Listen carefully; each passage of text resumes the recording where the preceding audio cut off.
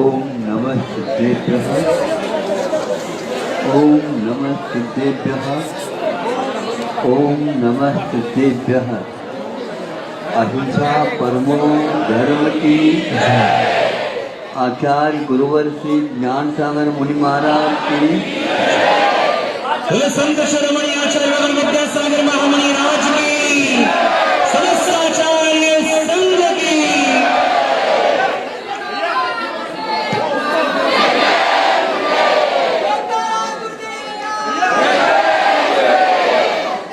अब सुनो, यहाँ के प्रबंधकों ने सोचा यहाँ तो अव्यवस्था बहुत हो रही है। कुछ लोगों ने तो ये कहा है महिलाओं से ये भर जाएगा स्थान और पुरुषों के लिए पीछे मिलेगा।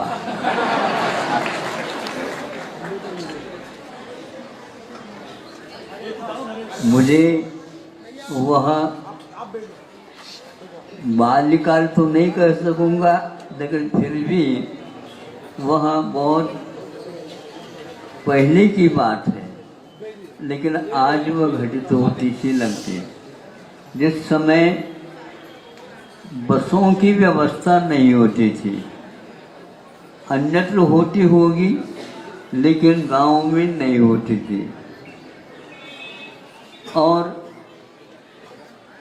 वैयक्तिक जो मोटर गाड़ी चलाते थे उनके पास तो बस थे ही नहीं, तो वह गाड़ी लेकर के आते थे। उसके हॉर्न भी ऐसे हैं वो अलग टाइप के रहते थे। उसको सुन करके हम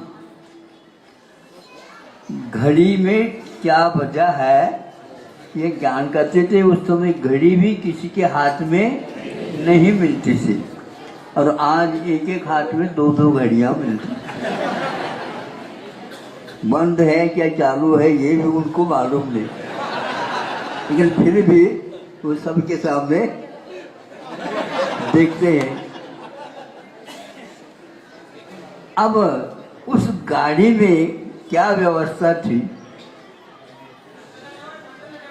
30 एक बैठ जाते होंगे, किंतु 50 से भी ज्यादा भरते थे। जब भरते थे, ग्राहक है भर लेते थे, वह भर गया। फिर इसके उपरांत भी ऊपर होता है ना, ऊपर हाँ, उसके ऊपर भी लोग बैठ जाते हैं। जैसे बारात की गाड़ी में बैठ रही, ये बैठ गए।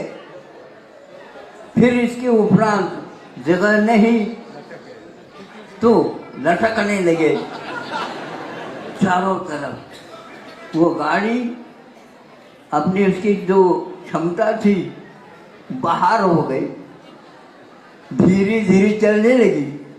इसी का नाम तो बारात की गाड़ी है। लगभग उससे भी जोरदार उदाहरण यहाँ दिख रहा है।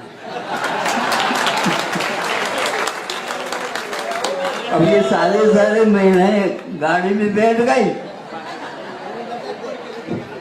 अब ऊपर तक के ऊपर सब लोग पुरुष लोग बैठ गए, और कुछ लोग को जगह नहीं मिली तो ऊपर भी नीचे भी ये सब लटक रहे।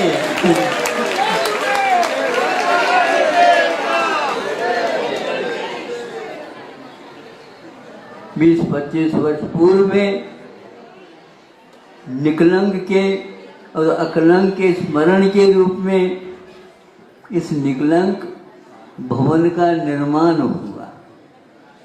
इससे काम नहीं चलने वाला है। आप लोग सोचो, यह तो एक प्रकार से किसी भी प्रकार से व्यवस्था करके लोगों को, चूंकि वर्षा का काल है, शायद मध्याह्न में दूसरा मंडप है, वहाँ पर जाना है, तो हम भगवान से प्रार्थना करते हैं कि जो जनता आ रही है ये भग न जाए, क्योंकि वर्षा यदि होने लग जाए, उनको कह रखा है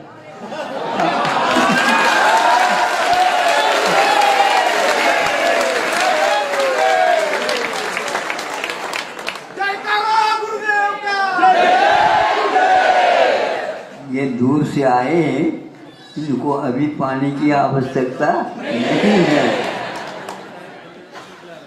भोजन में तो मिल जाएगा पानी, किंतु ऊपर से अभी नहीं। वो कहते हैं कि हम फिर भक्ति कैसे करें।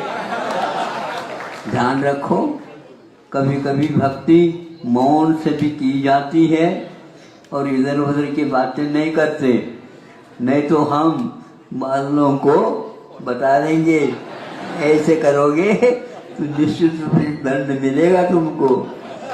हाँ, भक्ति में कभी व्यवधान नहीं करा करते। तो इस प्रकार यह पहले सादगी जीवन जिसको भूलना चाहिए चलता था, वो भी गाड़ियाँ पानी के वाष्प के ऊपर चलते थे, उसको तपाया जाता था। फिर इसके उपरांत ठंड के समय पर उन गाड़ियों को धक्का भी दिया जाता था, तब वह गिर पकड़ती थी। आप लोगों की भी दशा ऐसी ही है, समय मिलता नहीं। रविवार के दिन आए हो, नहीं महाराज आज रविवार पड़ गया है, नहीं समझे, यहाँ तो रविवार प्रतिदिन चल रहा है। अभी चातुर्मास पूर्ण होना बहुत दूर है, लेकिन 1 सप्ताह हो गया है।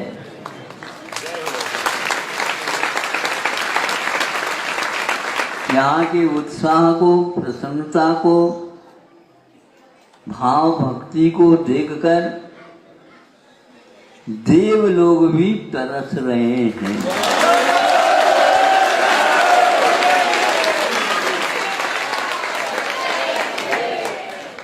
हम क्या करें, हम तो सब कुछ करने के लिए तैयार हैं, लेकिन हम आप लोगों के लिए आहार दान भी नहीं दे सकते।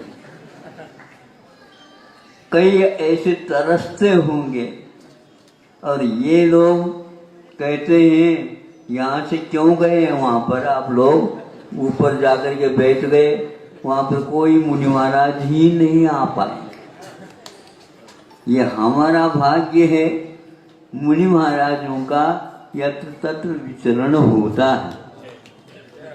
यहाँ के लोगों की भावना थी, देव भी यहाँ पर अवश्य आते हैं रात में। ऐसी चमत्कारिक यह सिरपुरी है, शिवपुरी बोलते हैं,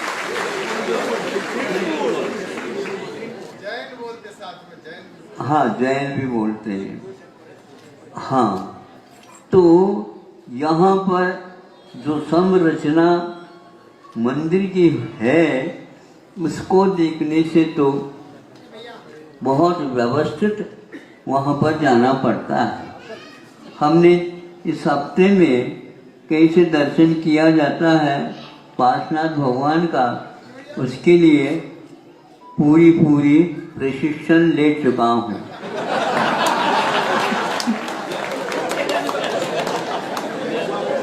आप लोग भी वहाँ पर जाकर के प्रशिक्षण ले सकते हो। हाँ, जो व्यक्ति झुक नहीं सकता उसको झुका करके बता दें, जो घुटने टेक नहीं सकता उसके लिए भी टिकवा करके वंदना कर देते। इस प्रकार ताली बजाते समय भी सोच करके बजाना।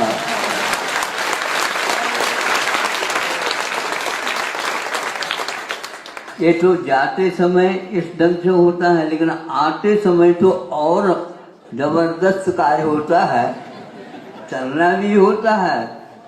छोटे बच्चे जैसे खिसक नहीं सकते, तो चलना भी होता है, और ऊपर जो है निश्चित रूप से या तो मस्तिष्क को लगेगा या तो पीछे बाजू को लगाएगा। तो ऐसा करके सब लोगों को दर्शन होता है। पार्श्वनाथ भगवान इस प्रकार व्यवस्थित है। भीड़ को देख करके यहाँ पर व्यवस्था नहीं हो पाएगी। यहाँ के प्रबंधक यहीं के नहीं अन्यत्र के भी भक्त लोग सोच रहे हैं सब लोग यहाँ पर और अच्छी मात्रा में आ जाएं। उसके लिए विशेष रूप से यहाँ पर आप लोगों का इन लोगों ने विचार किया। हम बनती कोशिश बहुत जल्दी आप लोगों के लिए ये व्यवस्था करेंगे। ये हमारा कर्तव्य है। अनेक क्षेत्र हैं, तीर्थ क्षेत्र हैं, और एक प्रकार से मुक्ति के क्षेत्र भी हैं भारतवर्ष में। जब कभी भी यात्रा संघ निकलता है तो वहाँ अपना एक प्रकार से मार्ग बना लेता है, कहाँ कहाँ पर जाना, कहाँ कहाँ पर रुकना, उसके बाद कहाँ जाना, और 10-20 दिन के वह यात्रा के लिए निकलता हो। कभी कभी एक महीने की भी यात्रा के लिए निकलते हैं।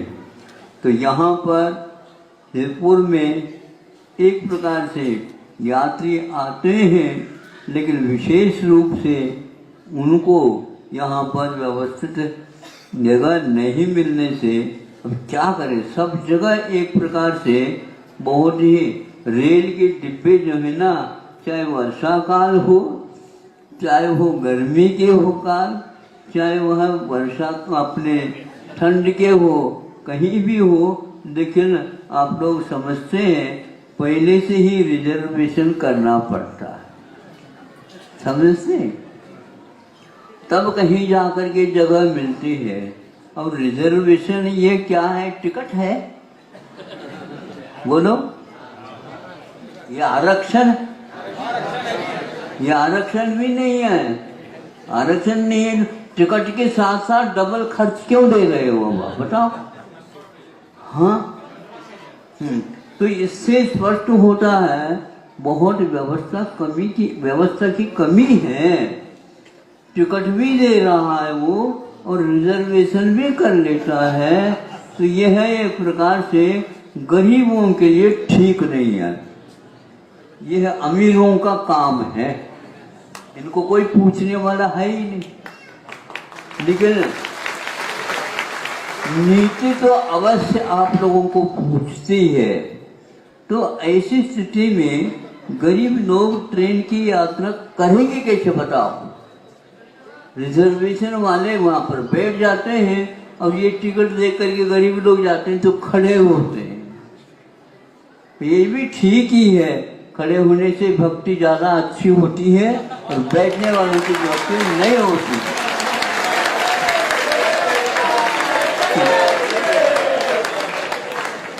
परिश्रम करना सीखो, कष्ट सहिष्णुता, यह आप आगे दीक्षित होना चाहते हैं तो ये पहले से प्रशिक्षण है। हाँ, बैठ करके नहीं। भोजन भी लेंगे तो कैसे लेंगे महाराज? हैं? खड़े होकर। महाराज हम भी खड़े होकर के लेते हैं। यह एक प्रकार से मजबूरी है अथवा पश्चिमी हवा का प्रभाव है। फिर भी आप लोग एक हाथ से ही लेते हैं आहार, है ना? और हम बनाने वाले आप और दोनों हाथों से हम खा रहे हैं। यह एक व्यवस्था है। और यह सारे चित्रों को देखने से, बिंबों को देखने से ज्ञात होता है। दिगंबर अवस्था में खड़े होकर के मुनि महाराज आहार लेते हैं और ऊपर से पुष्प वृष्टि हो जाती है। देव लोग आहार नहीं कर सकते हैं, लेकिन आहार करते समय ऊपर से पुष्प वृष्टि करते हैं और वे तांडव नृत्य के द्वारा अपनी भक्ति का प्रकट पूर्ण कर देते हैं और भगवान से प्रार्थना करते हैं कि नरकाया को सुरपति तर से सो दुर्लभ प्राणी। ये है दौलत राम जी की छेड़ाना में लिखा गया है। वहाँ व्यक्ति वहाँ पर गया क्योंकि वह परीक्षा और देनी पड़ेगी उसको।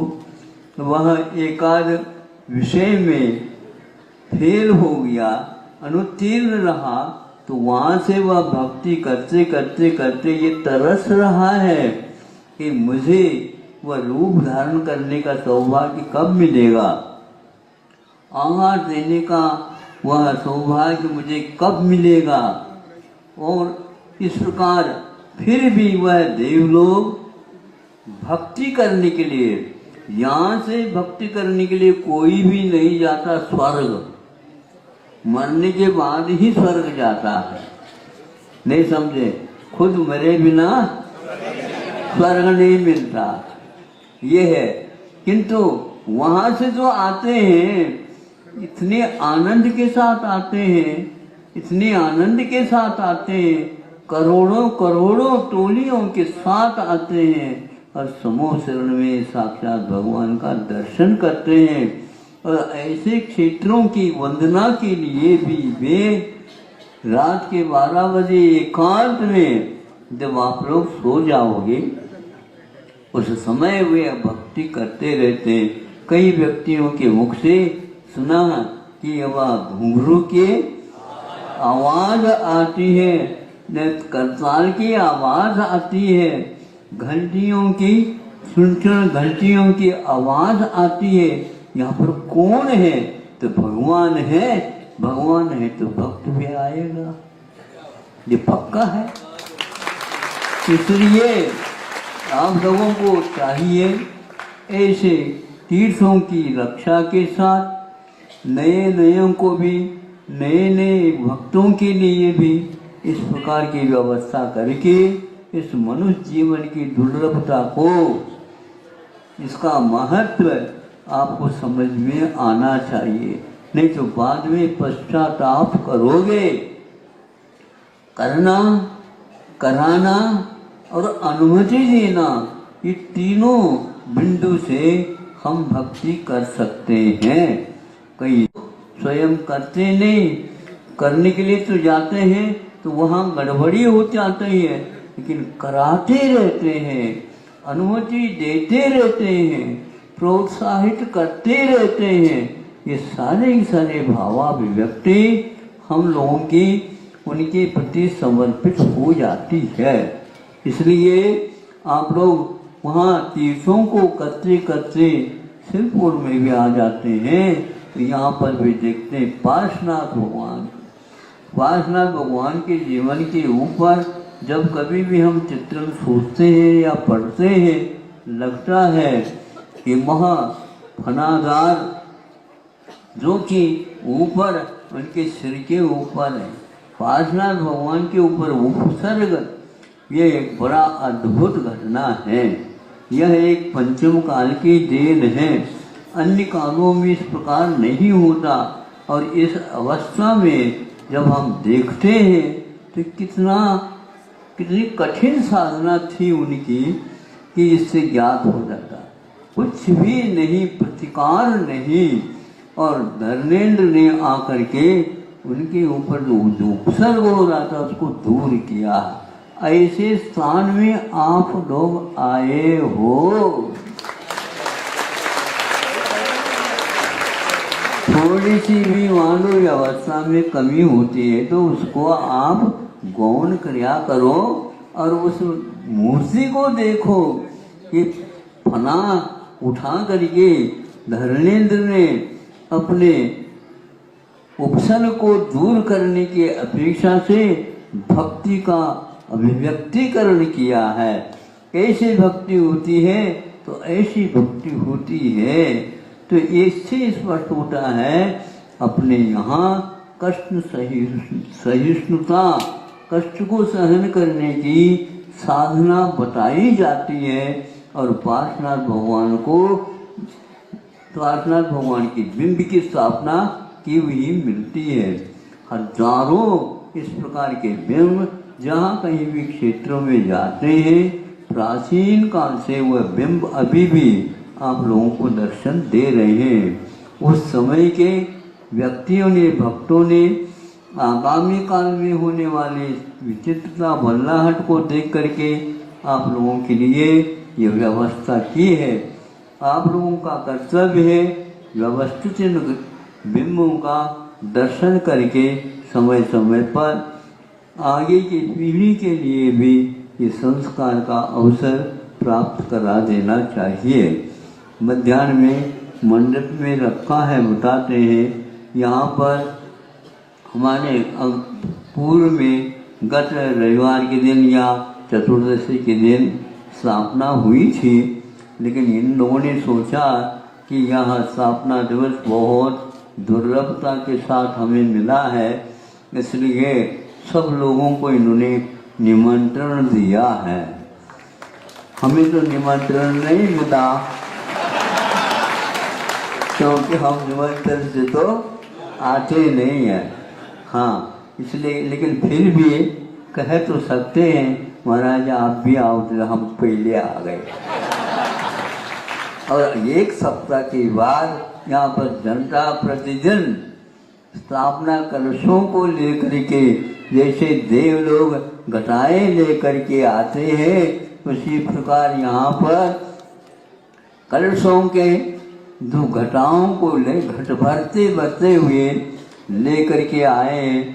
बड़े बड़े नगरों से और महानगरों से जनता आई है, इनकी व्यवस्था मध्याह्न में की गई है। अब के बाद दिखाया कलशा तो लगा कि देव लोग भी चाहते होंगे उनको,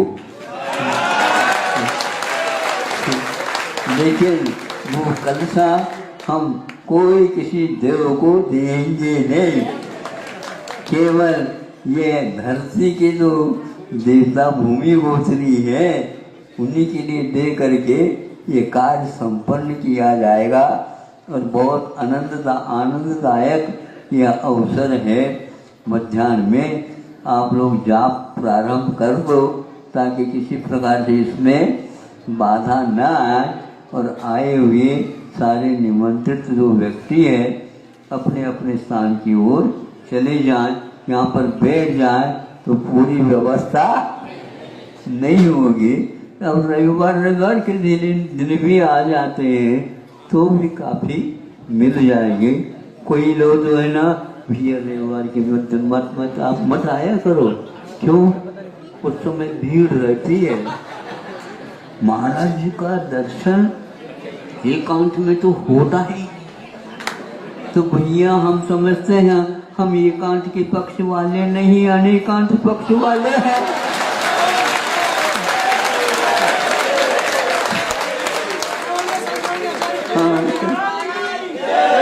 इसलिए एकांत में आप अकेले आना चाहो, यहाँ नहीं आना पड़ेगा आपको, ये प्रबंध होगा ही नहीं।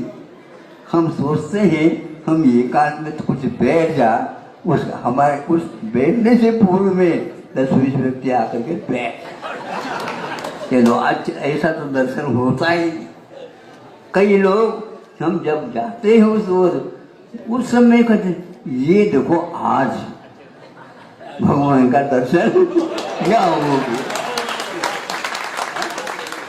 हाँ बिल्कुल, हम कहते हैं किसी को मत कहिए मुझे, हम पास से दर्शन करके आए।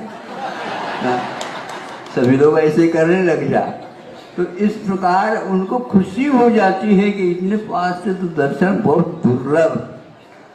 अब हम भी क्या करें, सोचते हैं भगवान से प्रार्थना करते हैं इनकी भावना पूर्ण हो।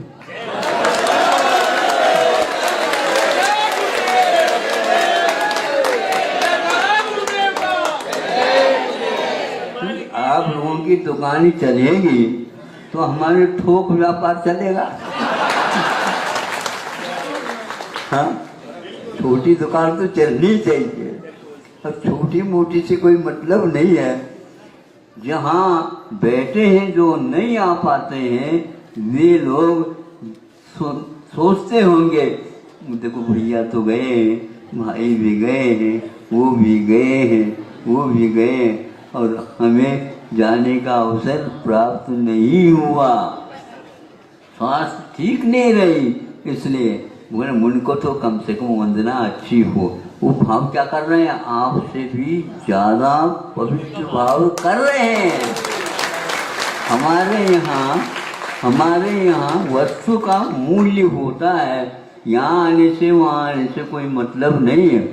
छोटा भी लड़का भक्ति कर सकता है, क्योंकि एक बार देखा था बड़े बाबा के यहाँ, वह अपने ऊपर के जेब में एक लाडू रखा है, मैं समझे, और वह खाने के लिए दिया गया है, लेकिन कहा है कि जब तक इस हाथ में तो लड्डू दिया है ये बड़े बाबा को चढ़ाओगे नहीं तब तक इस ओर नहीं देखना।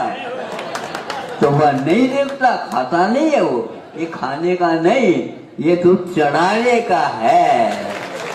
ये भी भक्ति बच्चों में होती है क्या नहीं?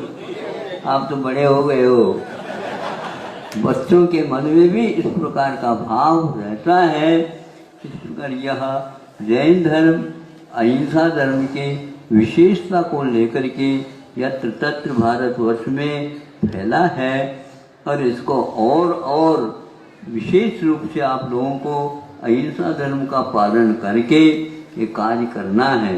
और यहाँ पर विशेष रूप से कहा है कि केवल आप तक सीमित न रहें, अड़ोस पड़ोस में भी इसका प्रभाव अवश्य दिखना चाहिए। आप लोगों को उनको भी इस प्रकार का अवसर प्राप्त कराओ, क्योंकि पहले ऐसा ही होता था। अहिंसा धर्म एक प्रकार से व्यापक धर्म है, एक ही धर्म है, इसको सभी लोग मानते हैं और इसका अवसर के अनुसार उपयोग भी करते हैं। हम इसको कभी भूले नहीं, ये व्यक्तिगत धर्म नहीं है, किंतु ये सार्वजनिक भी धर्म है, लेकिन उसके साथ साथ नियम अवश्य लगे हैं।